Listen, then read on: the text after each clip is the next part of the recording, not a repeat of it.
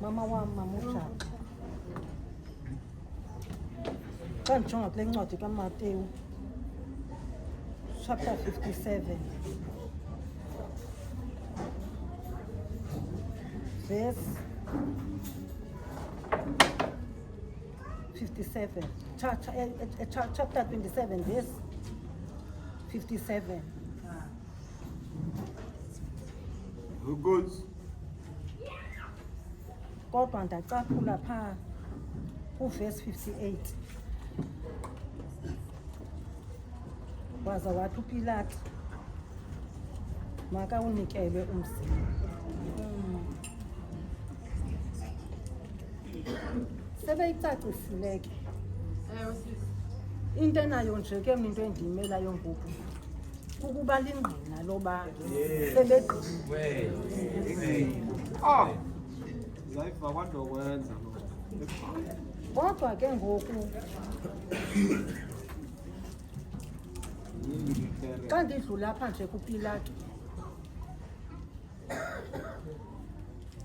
sebuya isihlandlo sesithathu uba azokungqubeka kwakhe. ewe man. Sejika kamnandi ke ngoku ngoba ebethe xa emkhupha ngesango waqala ngozihlamba izandla zakhe. Ubuya izandla ngoku zimamkele ngoba nguye nyani ukumkani wamaJuda.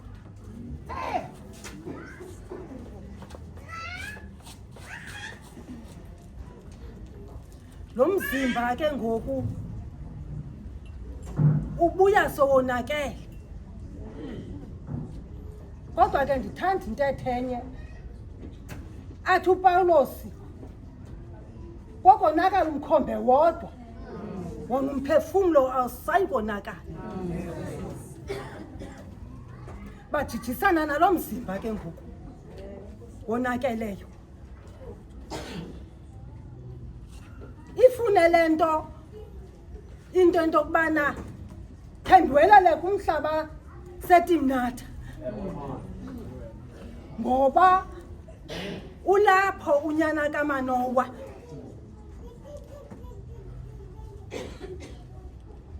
uyojonga intokazi phaya utha kuyibhata afuna ukuyenza unkosikazi. Abazali bakhe khange bemnandi lento kubo ngoba bazi imeko yamaFilisti ubilophini uhlobo. Banento yayabasithela apha kubo into yokubana necebo sekalicebo likaThixo. Ngoba uThixo kuma-40 ebekade amaSirayeli waqumbe ngenxa yezenzo zawo, kodwa ngoku uyabona into yokubana amaSirayeli afuna ugutyungelwa ngoku ngamaFilisti. Uzama ukusombulula ngoku loo meko. Kanti kungeli xesha uSamson azawungena athe engxakini yento yokubana ajokwe ngamaFilisti. Ajoke umntu omnandi ke ongumahlulwa ngomoya kaThixo. Ngoku yena wazibetha ngokusondela kumntu ongusisi ngoba umntu ongusisi usoloko enecebo.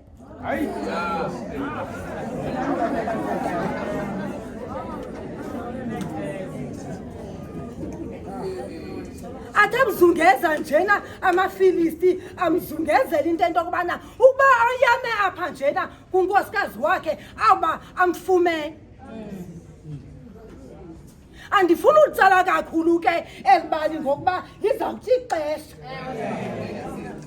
apho manditshone khona ke ngoku manditshone kumcimbi kaDelila ngoba yena ekugqibeleni uthe waba uyakufumana ubomi bukaSamson ukuze anikezele ngabo kumaFilisti.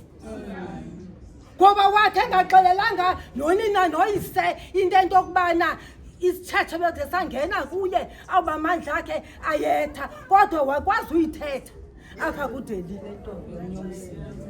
Yabangela lento into yokubana amshukumise athi aphezu kwakho amaFilisti. Kanti ngalelo xesha ucinga yena usesemandleni, wathi xa vubuluka wabona into abanyathile amandla kuyo.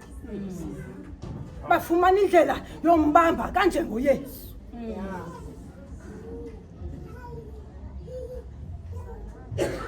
Bamthatha ngoba bafuna umenza into entokubana abe phaa kwimiqokelelwa.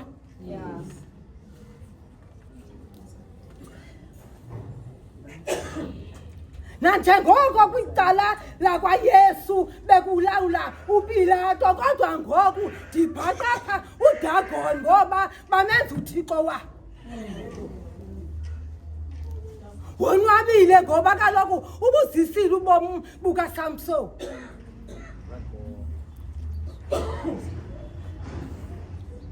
Uthe ngemini eyodwa kwakomake kuze naye kakuzohlekiswa ngaye apha kule ndlu kwabe kugcwele oomama kwanootata ngoba bonwatyiswa ukuhlekiswa nguSamson.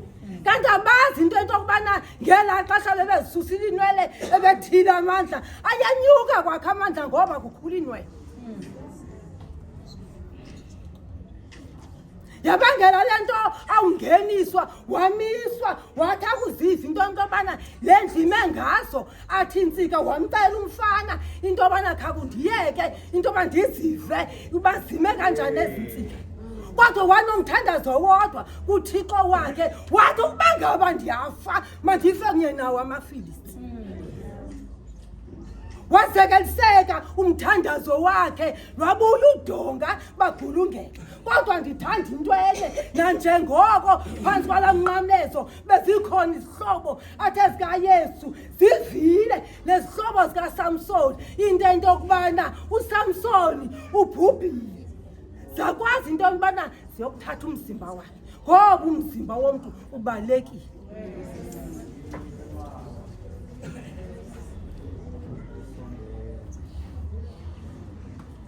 Ndizawujika ngoba kaloku azandigqitha apha ekungcwabeni uYesu. Kodwa eyona nto ndiyaziyo ndazi into enye into yokubana ukuba ndimsongele ngelinene endimhlophe kulapho ke ngoku azawukwazi uba umvangeli ukudibana nomngcwabo ngoYesu Kristu.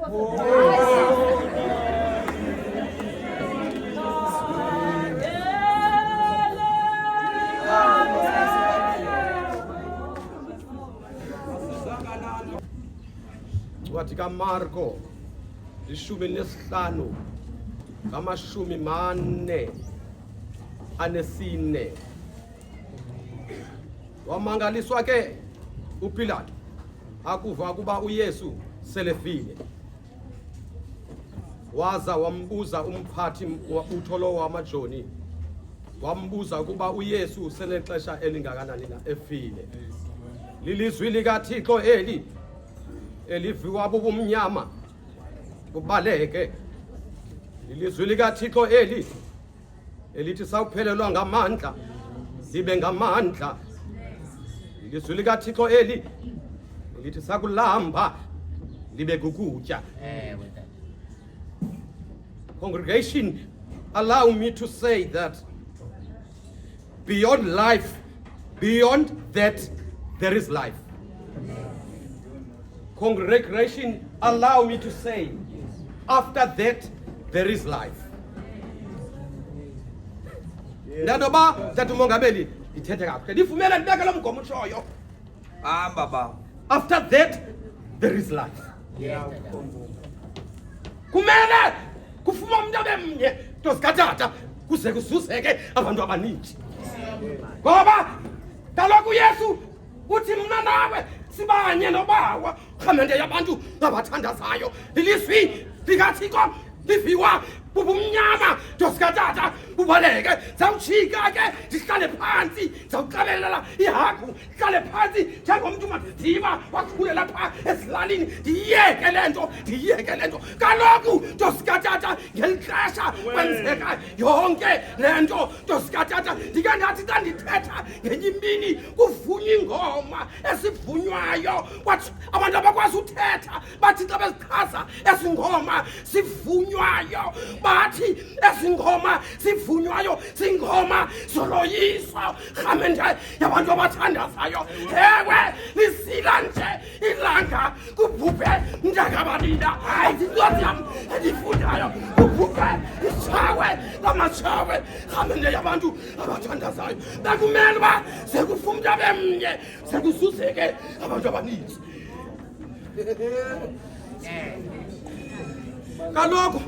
Kaloku Khamente yabantu abathandazayo uYesu lo sithetha ngaye namhlanje iheading ithi pha ukungcwatywa kukaYesu. Khamente abantu abathandazayo ndicela uthetha lento thatha umongameli ndizohlala phansi ndicela uthetha lento ndizohlala phansi njengomuntu ofika ecaweni andinaxesha noba ndinenyanga ndilapha ecaweni ndizawuhlala phansi ke ithi le ncwadi xa ibhala kakuhle phansi kwalento ithi lento wathi ke aqonda umphathi lowo wobutho wamajoni umzimba kaYesu Josefu wawusongela ngelineni. Khamente yabantu abathandazayo lizwi likaThixo liviwa bubumnyama bubaleke akwaba ndinokholo oluqhuba umxhelo wam ndivuselele Thixo ndibheke ezulwini lizwi likaThixo liviwa bubumnyama bubaleke. Khamente yabantu abathandazo kaloku uYesu kwenziwa laa nto yayisenziwa kudala njengoba sibethe imibutho nje umntu wayengcwatywa kwangosuku olukhulu lo mina ubhubhe ngayo wangcwatywa ngayo amasilamu sasayibambile lo njengoba thina sibethe imibutho silungiselela uba kule veki akasungcwatywa uzangcwatywa kula veki amasilamu samngcwaba namhlanje kwenzeka loo nto apha namhlanje ndathi umongameli sawuhlala phantsi andizawucela uxolo bamongameli ungandisiki evestri umoya kaThixo unentubekeko umoya kaThixo uthambile ngixolele mongameli bafike evestri undisike undenza into engento undenza inhlekisa kaloku mna mntu ludwayi Khamente yabantu abathandazayo lizwi likaThixo liviwa bubumnyama bubaleke. Khamente yabantu abathandazo ntosikatata nawukhumbula kaloku ingcwaba likaYesu wangcwatyelwa kuJosefu waseArimathea kulapho uYesu wangcwatyelwa khona. Ntosikatata lizwi likaThixo liviwa bubumnyama bubaleke. Ilizwi likaThixo ilungile yaye limele kukwamkelwa.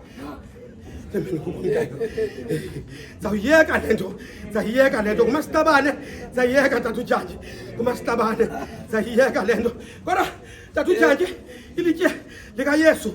Khamente yabantu abathandazo uMaria wasemagadani wayekhona apho ngelixesha ilitye likaYesu liqendwayo lathi latyinwa ilitye likaYesu baqiniseka intoba lo mntu ulelapha namatye akhona arholwa tatujanje kungelixesha kungcwatywa uYesu. Lizwi likaThixo liviwa bubumnyama bubaleke. Ndizayiyeka tatujanje le nto ndizayiyeka kumastabane ndizayiyeka le nto.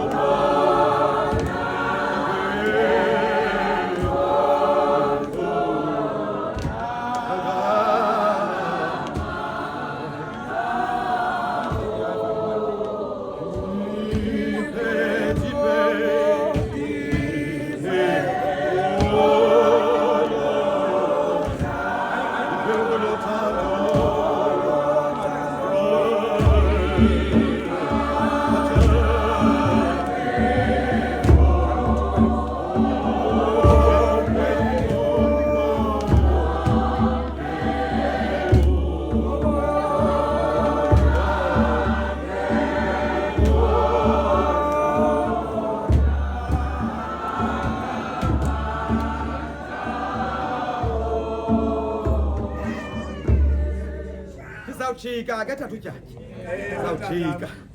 zawujika khona lento ndikhathazayo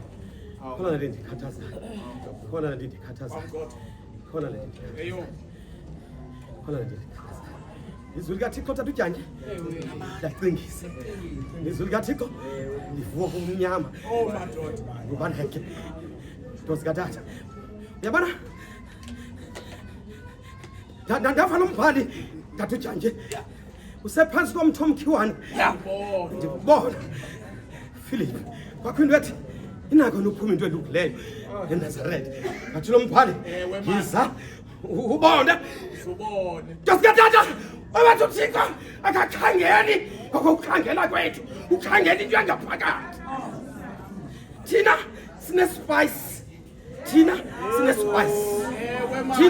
siphethe spice esiphele lapha. Kodwa esalapha siyakhuka silahleke kodwa kaThixo imi khona phakathi. Kodwa ukusuka namhlanje ukubheka phakathi akwaba ubani nobani angatshintshi ihambo yami.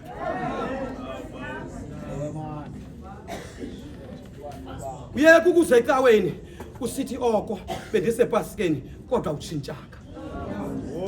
Yena kubo tata. Akwaba lento yokuphupha kaYesu kungasindi imiphefumulo emininzi.